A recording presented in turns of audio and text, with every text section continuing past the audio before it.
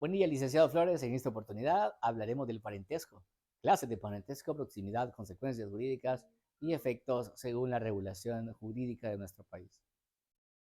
Vamos a iniciar por decir que el parentesco es la relación o conexión que existe entre las personas que descienden de uno mismo, tronco o raíz, y que están unidas por vínculos de sangre, de adopción o matrimonio civil. Nuestro Código de Familia en el artículo 127 lo define como la relación de familia que existe entre dos o más personas que pueden ser por consanguinidad, afinidad y adopción. Podemos deducir entonces que el parentesco es un estado jurídico. Esto es como la relación jurídica permanente, general y abstracta, que nace del matrimonio y de la filiación, así como de la adopción. Por otro lado, el parentesco es una relación legal o de sangre entre personas que comparten vínculos familiares en El Salvador. El parentesco está regulado principalmente por nuestro Código de Familia, otras leyes relacionadas. A continuación, explicamos algunos aspectos jurídicos claves para poder entender el parentesco, la proximidad y las consecuencias jurídicas, además de los efectos de estos en nuestro contexto. El parentesco puede dividirse en tres categorías. La primera, el parentesco por consanguinidad. Este tipo de parentesco se basa en la relación de sangre entre individuos. Por ejemplo, los padres e hijos. Tienen un parentesco por consanguinidad directa. El Código de Familia salvadoreño reconoce este tipo de parentesco y establece derechos y responsabilidades legales para las personas relacionadas por consanguinidad. Este parentesco lo podemos encontrar en el artículo 128 de nuestro Código Civil. Número 2, el parentesco por afinidad. Este tipo de parentesco se establece a través del matrimonio. Por ejemplo, cuando una persona se casa con alguien, adquiere un parentesco por afinidad con los familiares de su cónyuge. El Código nuestro de familia lo regula en sus implicaciones y lo regula en el artículo 129 de nuestro Código de Familia. Tercero y último, tenemos el civil. Este es el vínculo de parentesco que se establece entre el adoptado y el adoptante. Lo encontramos en el artículo 130 de nuestro Código Civil. Un ejemplo de esto es el menor que legalmente pasa a ser adoptado por un matrimonio, por lo que jurídicamente se suple el hecho biológico de la procreación. Hay algunas consecuencias jurídicas como en todo proceso legal. También en el parentesco las existen.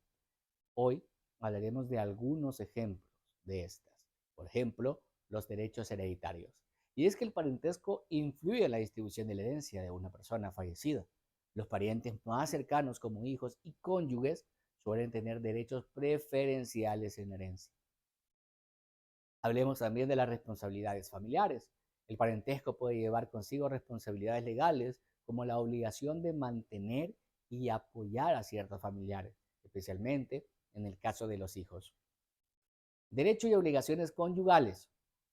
El parentesco y el matrimonio generan derechos y obligaciones conyugales, como la obligación de fidelidad y también la posibilidad de solicitar el divorcio en ciertas circunstancias.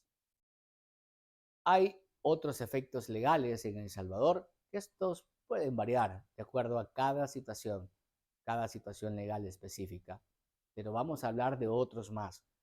El derecho de sucesión. Los parientes cercanos suelen tener derecho preferencial para heredar los bienes de un pariente fallecido. El derecho de custodia. En el caso de divorcio o separación, el parentesco puede influir en la determinación de la custodia de los hijos. Derechos y obligaciones de manutención. El parentesco puede generar derechos y obligaciones de manutención, especialmente en casos de hijos menores de edad. Derechos de visita y relación familiar. En situaciones de divorcio y separación, el parentesco puede influir en los derechos de visita y la relación entre padres e hijos. Hay un dato también importante y es la línea del parentesco. Pero, ¿qué es la línea del parentesco?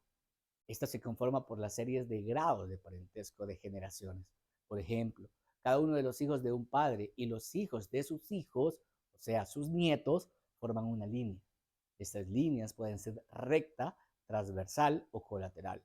Cuando hablamos de línea recta, nos referimos a las formas descendientes y ascendentes.